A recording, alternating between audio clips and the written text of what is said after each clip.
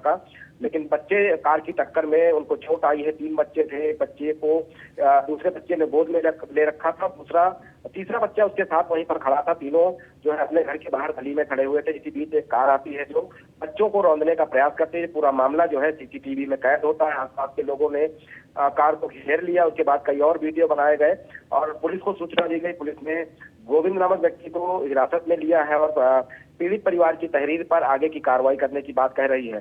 फिलहाल अगर इस तरीके से कोई पुरानी रंजिश में बच्चों के ऊपर कार चढ़ाने का प्रयास करता है तो अपने आप में एक जघन्य अपराध होता है। जिन बच्चों को ये पता ही नहीं कि कौन दुश्मन है कौन दोस्त है, अगर उनके साथ इस तरीके से प्रयास मलिहाबाद थाना क्षेत्र के अंतर्गत किया गया है तो कहीं ना कहीं ऐसे आरोपियों के ऊपर सख्त कार्रवाई की मांग होनी चाहिए और सख्त कार्रवाई भी होनी चाहिए, ताकि एक नजीर समाज को दी जा सके कि जिन बच्चों को कुछ पता ही नहीं होता, अगर उनके ऊपर इस तरीके से घटना को अंजाम देने का प्रयास किया जाए तो ऐसे आरोपियों की जगह सिर्फ सलाखों के पीछे है। नीलेश, तीनों बच्चे कैसे फिलहाल तीनों बच्चों को अस्पताल ले जाया गया था, जहां प्राथमिक उपचार करने के बाद बच्चों को घर भेज दिया गया है। हालांकि बच्चों को चोटें आई हैं और वो घायल अवस्था में उनको अस्पताल ले जाया गया था, जहां पर इलाज किया गया। इलाज के बाद उनको घर भेजा गया है और घर में फिलहाल वो तीनों बेड रेस्ट पे हैं। चलिए, आरोपी गोविंद यादव की तो गिरफ्तारी हो गई है, अब आगे क्या कुछ होता है ये देखना होगा। बहुत बहुत शुक्रिया नीलेश, हमारे साथ जुड़ने के लिए, जानकारी हम तक साझा करने के लिए। खबर बुलंदशहर से है, जहां लुहारली टोल प्लाजा पर महिला कर्मचारी को कार सवार दंपति से टोल मांगना उस समय महंगा पड़ गया जब कार सवार महिला ने टोल बूथ में घुसकर महिला कर्मचारी के साथ अभद्रता करते हुए मारपीट की। बचाने आए अन्य कर्मचारियों से भी अभद्रता यहां की गई।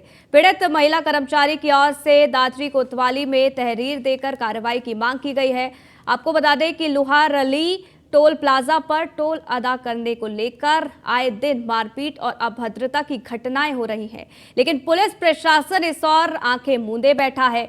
टोल प्रशासन द्वारा तहरीर और शिकायत करने के बावजूद भी पुलिस प्रशासन द्वारा कोई ठोस कार्रवाई यहां नहीं की जा रही है। टोल प्लाजा के मैनेजर रजनीकांत द्विवेदी ने बताया है कि महिला कर्मचारी सोनम के साथ महिला ने अभद्रता करते हुए मारपीट की। आरोप है कि उसका गला दबाते हुए जान से मारने की भी धमकी दी गई। इतना ही नहीं, आक्रोशित महिला ने कर्मचारी को कुर्सी से फेंक दिया, जिससे सोनम के सिर में भी काफी गंभीर चोटें आई हैं। घटना के बाद से टोल कर्मचारियों में भय का माहौल है। मैनेजर ने बताया है कि टोल प्रशासन ने आसपास के 6 किलोमीटर के दायरे में आने वाले सभी गांव के वाहन चालकों को फ्री फास्ट ट्रैक दे रखे हैं और इन सब के बावजूद ऐसी घटनाएं टोल पर अब आम हो गई है। ये तस्वीर भी आपको दिखा रहे हैं। ये घटना सुबह 10 बजे की है। हमारी टीसी सोनम लेन नंबर 10 में बैठी हुई थी। एक हृदयपुर से लोकल यूजर थे, वो आए तो उन्होंने बोला कि हम हृदयपुर से हैं और तो हमारी टीसी हैं सोनम, उन्होंने उनसे कोई आईडी मांगी पहचान के लिए, तो उन्होंने बोल दिया कोई आईडी वाईडी नहीं है। तो उन्होंने काफ़ी रिक्वेस्ट की, रिक्वेस्ट के बाद भी उन्होंने गाली गलौज दी। जो यूज़र थे उन्होंने गाली गलौज की। फिर उनकी वाइफ साथ में उनके बैठी हुई थी, तो उन्होंने भी काफ़ी गाली गलौज की और गाली गलौज देने के बाद वो बूथ के अंदर आके हमारे एम्प्लॉइज सोनम के साथ हाथापाई की, मारपीट की, उनको गिरा दिया। उनको भी काफ़ी चोट लग गई है और ये काफ़ी निंदनीय घटना है। इसके लिए हमने दादरी थाने में ताहीर दे दी है, जो कि पुलिस से उम्मीद है कि जो भी है। ये घटना सुबह 10 बजे की है। लगातार वीडियो भी आपको दिखा रहे हैं और ऐसे में कई बड़े सवाल अब इस दौरान खड़े हो जाते हैं। यहाँ पर किस तरीके से महिला ने टोल कर्मचारी के साथ पिटाई की है, यहाँ पर कुर्सी से भी फेंक दिया गया। हालांकि अब ये जो सीसीटीवी फुटेज है वो जमकर वायरल भी हो रहा है। अब इसके आधार पर पुलिस इस पूरे मामले की जांच भी कर रही है। कार सवार महिला ने महिला कर्मचारी के साथ बदसलूकी की, अभद्रता की, मारपीट की और उसकी ये सीधी तस्वीर हम आपको दिखा रहे हैं। हालांकि ये पहली घटना नहीं है, इससे पहले भी कई बार इस तरीके की घटनाएं हो चुकी हैं। अब ऐसे में कई बड़े सवाल इस दौरान खड़े हो जाते हैं। सीतापुर से खबर है, जहां महंत बजरंग मुनि ने बड़ा दावा किया है। खैराबाद में नजूल पर बसे बांग्लादेशी रोहिंग्या। इसके साथ ही आपको बता दें कि बजरंग मुनि बसे बांग्लादेशी और रोहिंग्या की जांच हो, ये बजरंग मुनि के द्वारा कहा गया है। राष्ट्र के खिलाफ रचा जा रहा है बड़ा षड्यंत्र और इसके साथ ही उन्होंने कहा कि जांच के बड़े षड्यंत्र का इसमें खुलासा भी हो सकता है। तो ये बड़ा बयान है जो कि सामने आया है बजरंग मुनि का। जैसा कि मैं पूर्व से ही उठाता आया और यह विषय बताता आया हूं, और एक बार फिर से ही श्रीमान जिलाधिकारी महोदय एवं श्रीमान पुलिस अधीक्षक महोदय से निवेदन करता हूं कि खैराबाद में नजूल की ज़मीन ही न खाली कराई जाए, जबकि नजूल पर बसे हुए बाहर से आए बांग्लादेशी रोहिंग्याओं की भी जांच होनी चाहिए। और मैं दावे के साथ कह सकता हूं कि जब इनकी जांच होगी तो जिले, प्रदेश ही नहीं, राष्ट्र के प्रति एक बड़े हो रहे षड्यंत्र का खुलासा होगा, जिसमें एक प्रशासन के लिए, सीतापुर शासन और प्रशासन के लिए एक बहुत बड़ी सफलता। तो रायबरेली से खबर है, जहां मंडलायुक्त रोशन जैकब रायबरेली पहुंचे और रोशन जैकब एक दिवसीय दौरे पर रायबरेली पहुंचे हैं। मंडलायुक्त रोशन जैकब ने जनता दरबार इस दौरान लगाया। मंडलायुक्त से सीधे रूबरू हो रहे हैं आम नागरिक। सेवा समाप्ति के बाद नहीं मिला भुगतान, ये पीड़िता का कहना है। और इसके साथ ही पीड़िताओं की जो समस्याएं हैं उसको सुना रोशन जैकब ने।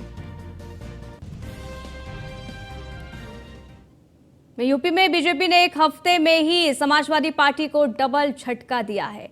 अव्वल तो राजभर को अपने पाले में कर लिया गया, ऊपर से सपा विधायक दारा सिंह चौहान को भी अपने खेमे में वो लेकर आ गई है।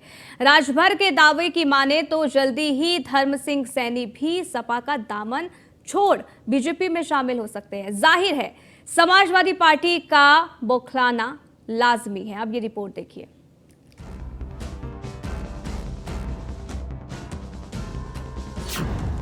क्या दरक रहा है समाजवादी कुनबा? दारा सिंह चौहान के बाद अगला कौन? विधायकों पर अखिलेश का कंट्रोल खत्म। सपा विधायक रहे दारा सिंह चौहान ने बीजेपी की सदस्यता ले ली है। इस सदस्यता के लिए दारा सिंह चौहान ने अपनी विधायकी तक छोड़ दी। पहले अमित शाह से दिल्ली में मिले और अब भूपेंद्र चौधरी ने उन्हें पार्टी में शामिल करा लिया। सवाल उठता है कि क्या समाजवादी पार्टी के अंदर सब कुछ ठीक नहीं है? क्या चुनाव के पहले जिस सब्जबाग को दिखाकर अखिलेश यादव ने दारा सिंह चौहान समेत कई नेताओं को बीजेपी छोड़कर सपा में बुलाया था, वो नेता अब ऊब रहे हैं? अगर ऐसा है तो लोकसभा चुनाव से पहले अखिलेश के लिए ये खतरे की घंटी है। हाल ही में एनडीए में शामिल होने वाले ओपी राजभर के दावों की माने तो अभी कई सपा नेता झोला लेकर तैयार हैं, बस उन्हें हरी झंडी का इंतजार है। देश की राजनीति में हम सच के सिवा कुछ नहीं बोलते। हमने कहा था ना, और समाजवादी पार्टी के ने चैलेंज दिया था मुझे, उनके तमाम नेता आप लोगों के सामने आके बोल रहे थे। हमने कहा था कि रहीमन चुप हो बैठिए, देख दिन इनके फिर आपके स्क्रीन पर ला करके तब आऊंगा। भाई हमारे धर्म सिंह सैनी जी हैं, जल्द ही यही हम आपके सामने पेश करेंगे। दरअसल महाराष्ट्र की उठापटक के बाद तमाम जानकार इस बात का अनुमान लगा रहे हैं कि यूपी और बिहार में भी कुछ बड़ी उठापटक मुमकिन है। यहाँ ध्यान देने वाली बात यह है कि दारा सिंह चौहान और धर्म सिंह सैनी ने जब बीजेपी का साथ छोड़ा था, उस वक्त दोनों ही प्रदेश सरकार में मंत्री थे, लेकिन स्वामी प्रसाद मौर्य के साथ ये दोनों सपा के पाले में चले गए। लेकिन बदलते वक्त के साथ स्थितियां बदल रही हैं। खासकर अखिलेश यादव का राजनीतिक रिकॉर्ड, जिसके चलते कई सपा नेता अपने भविष्य को लेकर चिंतित हैं। ये जानना दिलचस्प है कि पार्टी के राष्ट्रीय अध्यक्ष बनने के बाद अखिलेश यादव पार्टी को कोई भी चुनाव नहीं जीता पाए। पार्टी के राष्ट्रीय अध्यक्ष बनने के बाद अखिलेश यादव ने कई प्रयोग किए। कभी कांग्रेस के साथ गठबंधन किया तो कभी दुर्विरोधी रही बीएसपी के साथ, लेकिन विधानसभा चुनाव से लेकर लोकसभा और निकाय चुनाव तक कोई कामयाबी हासिल नहीं की। अखिलेश यादव साल 2017 में पार्टी के राष्ट्रीय अध्यक्ष बने। इस दौरान जमकर पारिवारिक विवाद भी देखने को मिला।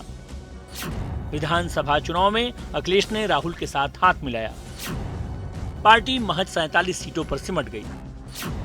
यही हाल 2019 लोकसभा चुनाव में हुआ, जब सपा बसपा का गठबंधन हुआ। बीएसपी को फायदा मिला, लेकिन सपा महज 5 सीटों पर सिमट गई। 2022 में कई छोटे दलों से अखिलेश ने गठबंधन किया, कोई फायदा नहीं हुआ। विधानसभा चुनाव के कुछ महीनों बाद रामपुर और आजमगढ़ में लोकसभा उपचुनाव हुए। दोनों सीटें सपा से बीजेपी ने छीन ली। रामपुर विधानसभा उपचुनाव में भी सपा को हार झेलनी पड़ी। यानी चुनाव दर चुनाव हार अखिलेश का ऐसा रिकॉर्ड है जो न केवल पार्टी के कार्यकर्ताओं का मनोबल तोड़ रहा है, बल्कि अखिलेश के लिए सियासी मुश्किलें भी खड़ा कर रहा है। यही वजह है कि बीजेपी के हर दांव पर सपा की बौखलाहट साफ दिख रही है।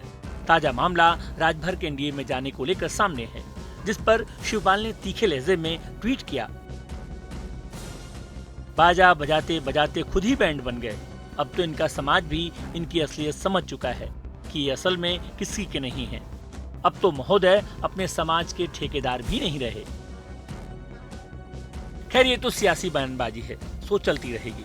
लेकिन यकीन मानिए, अगर राजभर के दावों में दम है और कुछ और सपा नेता अगर पार्टी छोड़कर बीजेपी का रुख करते हैं, तो अखिलेश के लिए 2024 में खेल कर पाना मुमकिन नहीं होगा। क्योंकि चुनाव से ठीक पहले ऐसे दांवपेच का सीधा संदेश है कि अखिलेश की अपनी पार्टी पर पकड़ कमजोर हो रही है। ऐसे में विपक्षी एकता का ढोल पीट रहे अखिलेश अपनी पार्टी की एकजुटता कितनी कायम रख पाते हैं, ये देखना दिलचस्प होगा। Bureau report, news 1 India. इस बुलेटिन में फिलहाल के लिए